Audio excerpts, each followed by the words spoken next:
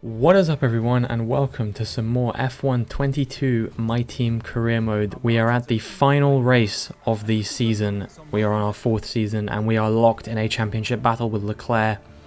We come into the final race 9 points behind Charles Leclerc, which means we need a little bit of luck on our side and a strong result here in order to win the Drivers' Championship. We can also claim the Constructors' Championship, but we need a lot more luck for that. We're currently, I think, about 30 points down in that.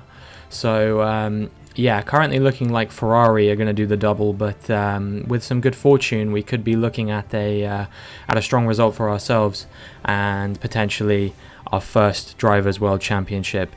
But before all of that, we have to make a decision on gearboxes. I'm just looking, and I think what I'm going to do is I'm going to run one of these used gearboxes for practice, probably the 61% one, and then run the 62 for quali in the race. And then just hope that those can get me through. I really don't want to take a grid penalty, because if I take a grid penalty, that could spell the end of my championship then and there. You know, Leclerc could just drive off into the distance and there'd be nothing I could do. At least if I do well, we will be able to start from the position that we qualify in.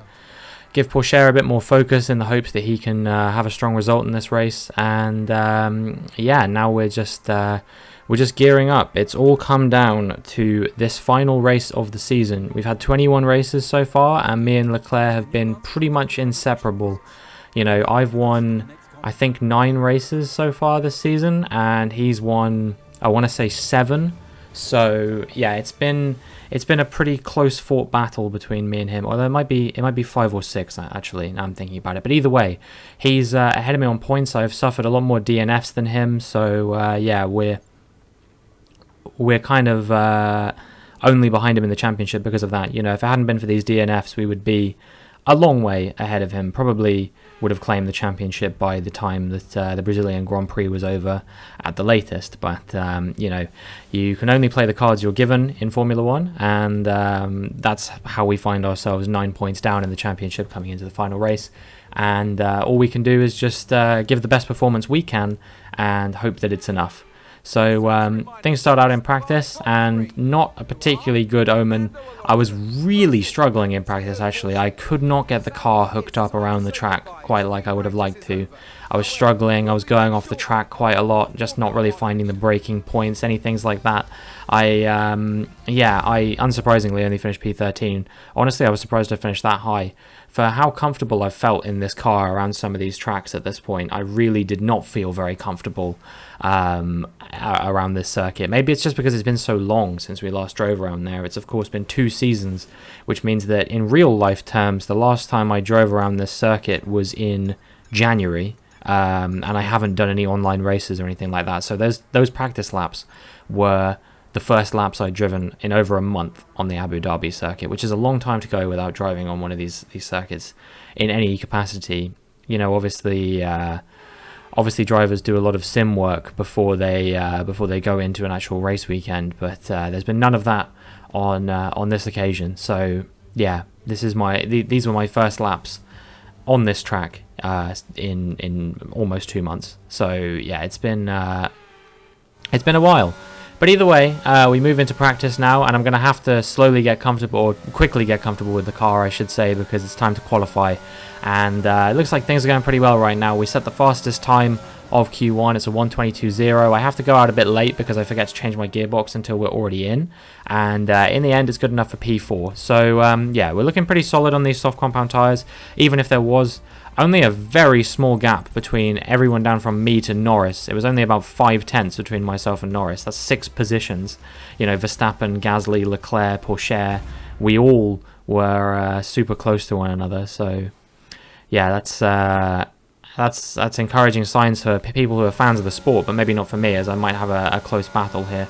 Come out on a used set of softs for our first flying lap of Q2, and we'll see what kind of time we can do. It's a 1:22.7, not fantastic, but it was on a used set, so hopefully we can find some improvement in the fresh set flying lap. I was trying to think of what I was trying to say there.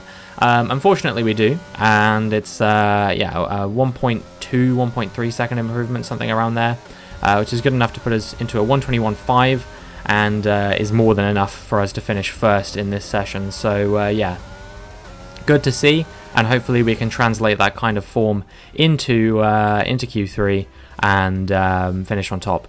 Quite a few shock exits there, and Schwartzman through, very impressive result from him in that Alfa Romeo. You know, they've been struggling quite a lot for form all season, only picking up very minuscule points here and there. I think actually, you know, they've only maybe scored points in sort of 2 or 3 races. The only real big result for them that I can remember was that P5 in Kota that Lundgaard inherited when I had that issue with the tyres. We come into Q3 now, and we're on a used set of softs to start out once again. We'll see what kind of time we can do on this used set. It's actually a 122.2, which is very solid for a used set of tyres. So if we can find a bit of improvement on these tyres, then I think we are very much in the hunt for pole here. And as we come into the final sector, you can see we are already 6/10ths up. So yeah, we just have a few more corners to go, but this is the trickiest, most technical section of the track, which means 2 things. Going from a used set to a fresh set, you would expect to find quite a lot of improvement here, but it is also incredibly easy to make a mistake here. So yeah, we need to make sure that we are on the limit but not over the limit. Crucially, if we go off the track, our lap time will be deleted, and that will be that.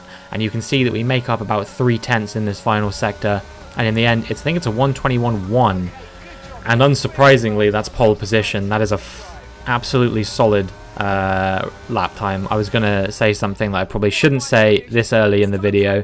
So yeah, we find ourselves comfortably in pole position by about 4/10ths of a second. Not only that, but yeah, Leclerc is on the front row of the grid as well. So for the final race of the season, it will be me and Leclerc wheel to wheel into the first corner. I'm sure he's not going to let me go easily. You know, even if I am in the hunt for the race win, he still needs to finish second, and that means he's going to need to give it everything. I'm sure he's probably going to want to win just to make it as comfortable as possible, but I have to do everything I possibly can to make it as difficult for him as I can.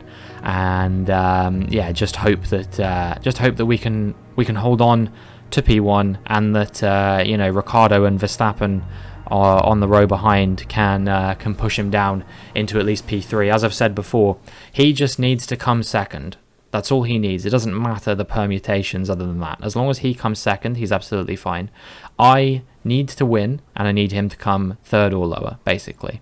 You know, I could finish in some slightly lower positions if he finishes further down the order. For example, it could be 2nd and 6th, or 3rd and 8th, or something like that. But ideally, I want to win.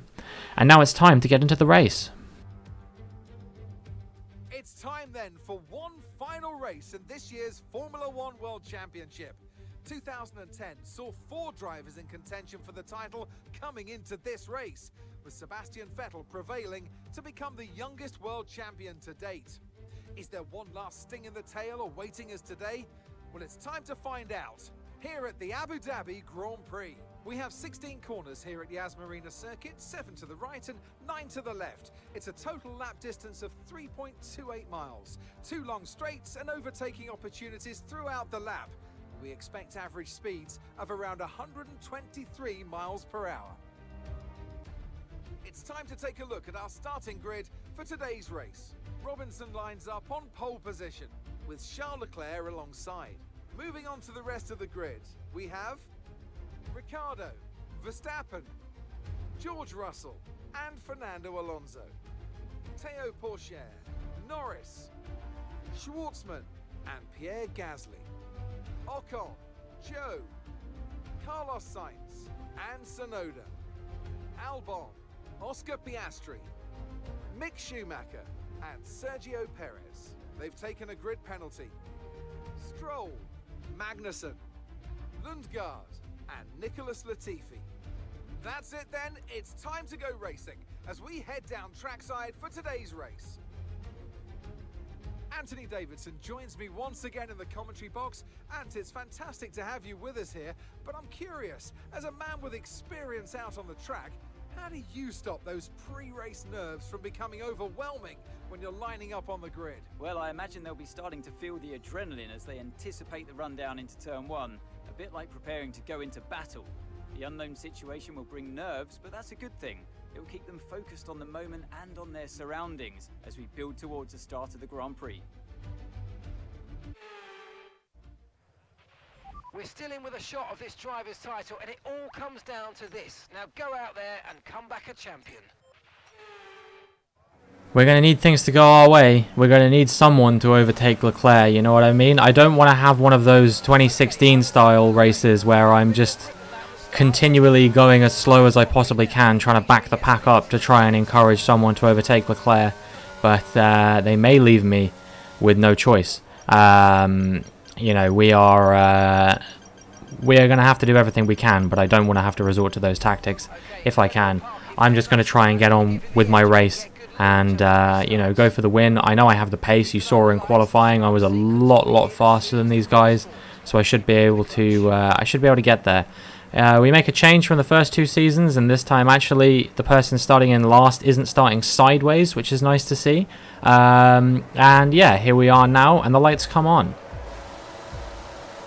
And for the final time this season, the lights go out, and you can see that we have had a better start than Charles Leclerc behind us, but he is going to be challenging us back in turn 1. He's going to try and dive up the inside there. We give him a little bit of room, but not enough to make the move happen, and we hold on to P1 as we run through the first few corners. So that is our first goal achieved. You can see that Ricciardo has already lost out to Verstappen significantly, and yeah, we already find ourselves looking at a battle between Leclerc and Verstappen there. I don't know if that was contact. That sounded like contact possibly, but I'm not 100% sure. Either way, Leclerc has held on to that position for now, but he is being challenged by Verstappen, and I believe when I was doing this race, my exact reaction in this moment was just, come on Verstappen, come on Verstappen. You know, I was really, I'm not a massive Verstappen fan, I won't lie to you guys, and I've never cheered for Verstappen harder than at the beginning of this race when I was just willing him to overtake Leclerc. You can see that there's nothing between them right now as we come into this reprofiled corner,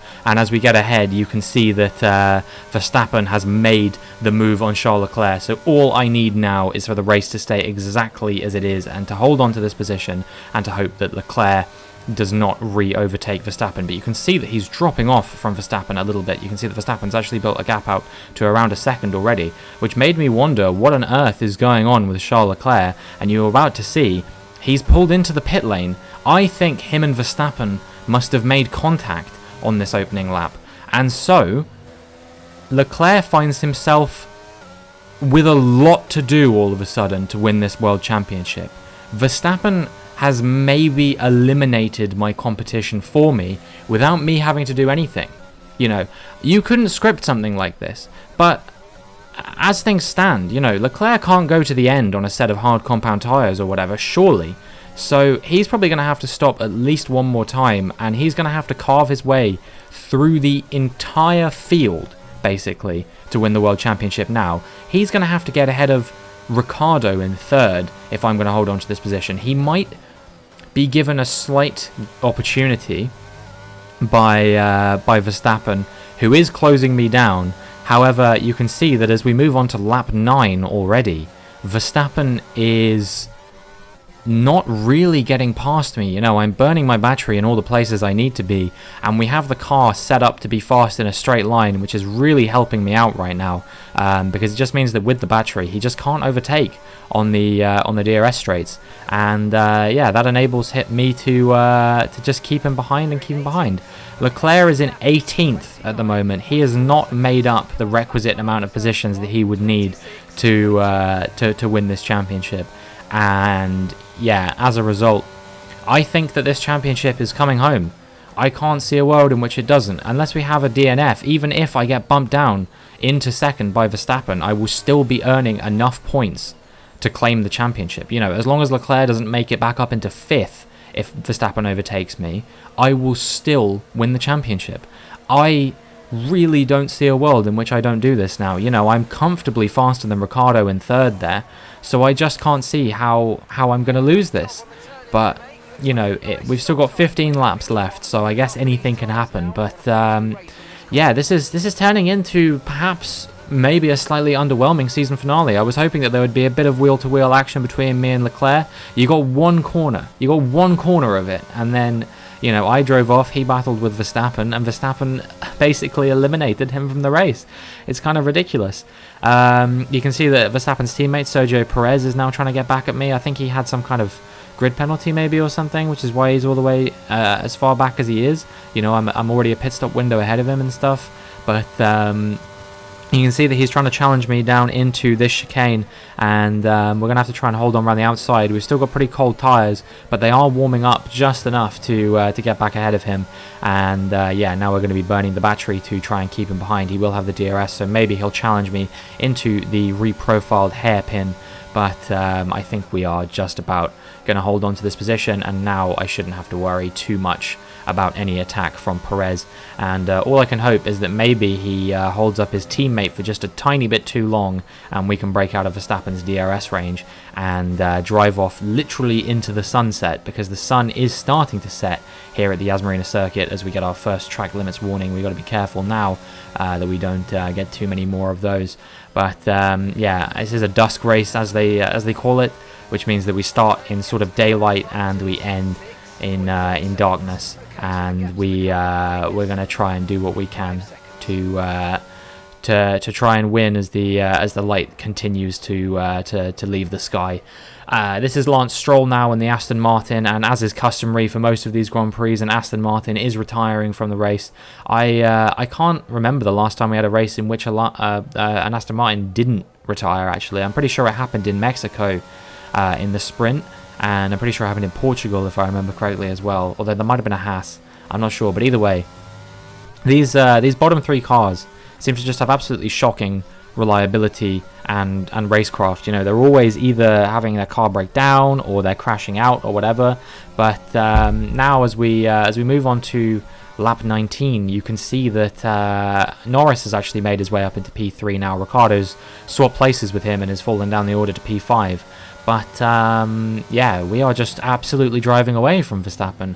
We're just completely disappearing up the road. As we move on to lap 24 now, you can see that I'm 5 seconds up the road. So I'm gaining about half a second a lap, you know, worth of a gap over Verstappen. And I really just... I don't need to worry at all at this point. I'm having a very, very comfortable end to the race, and, you know, barring any major mistakes from me, you know, I could have a spin of some kind or something like that, maybe, or maybe we suddenly have some kind of issue that causes me to go quite slowly. I don't know, maybe the gearbox fails. That's like the only thing I can be nervous about now, is that we are using a gearbox which is approaching sort of about 70% wear. But as we move on to lap 28 now, you can see I'm navigating the bank markers of Latifi, and that's an Aston Martin ahead of him, which must be Kevin Magnussen, because obviously his teammate Stroll is out of the race. And yeah, we're coming on to the final lap of the championship now, and I don't think anything could stop us. I think the only thing that could potentially stop us is some random puncture, but those typically don't happen unless you're on 75% tyre wear or more. I can't see a world in which that is going to affect my race, given that we're not even on 60% now. You know, we're on a very safe strategy. We went medium hard. Soft medium didn't seem reasonable, so I just can't see a world in which this doesn't come home for us now. We're approaching the back marker of Kevin Magnussen. We obviously don't want to get held up by him too much, but it also, in the same breath, doesn't matter too much. I'm going for a fastest lap attempt, although I think I'm going to get it anyway. Even if I don't get it on this occasion, I'll break myself a little bit there, so you can probably kiss goodbye to my fastest lap attempt anyway.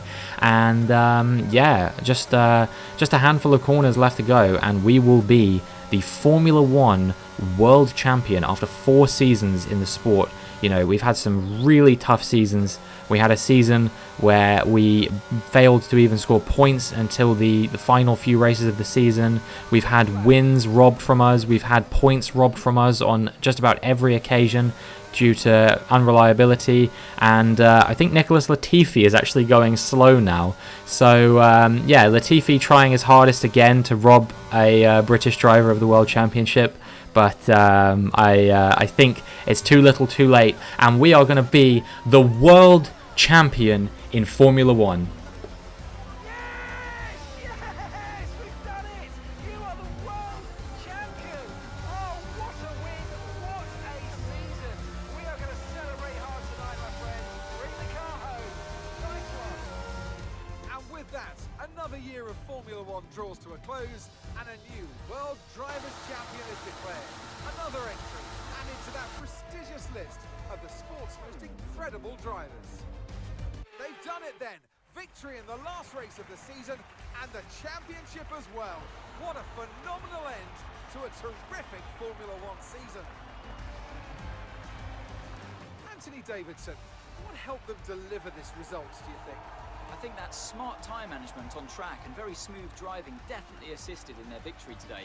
That combination meant they got the absolute maximum out of their tyres at all times.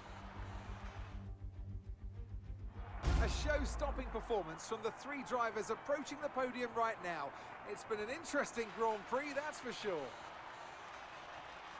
An interesting Grand Prix indeed, and well, maybe not from my perspective, but I'm very happy to walk away with the win, my 10th win of the season and the championship, and we have absolutely nailed it.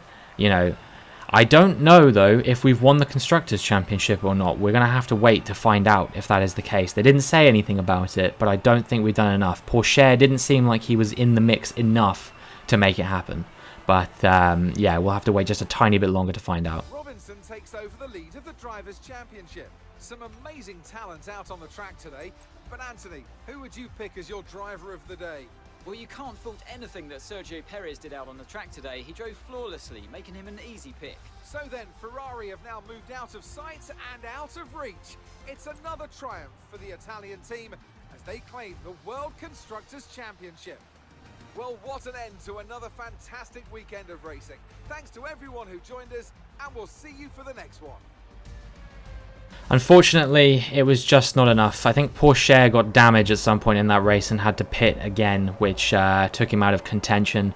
So, yeah, if he'd have finished 8th, that World Championship would have been ours. But, yeah, sadly, he was just outside of the points.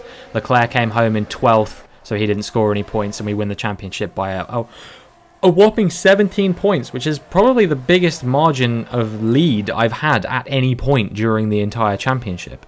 You know, I wasn't very far ahead after China, and then I only regained the lead very briefly for one race after Portugal, and that was about the only time that I led the championship. Oh my god, my voice is going now. Well, at least it's happening after the Grand Prix, huh? But yeah, it means we've still got a championship to win. You know, we got to try and do the double in season 5. It will be the 2026 season of Formula One that we move into now. We haven't had any retirements this season, and I've had a few comments on my videos so far asking if we can keep Théo Pourchaire at the team. Did his performance today, did that damage cost us the World Championship? Because if so, you're going to have a hard time convincing me that he's the right man for the job. I know we can improve his racecraft and awareness and stuff a little bit further with some facility upgrades, but still, I don't know if I want a driver at my team whose performance in the final race has potentially cost us the World Championship.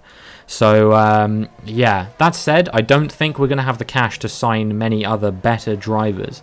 I think the only people I can feasibly foresee that we could get at the team are going to be drivers who have already been here.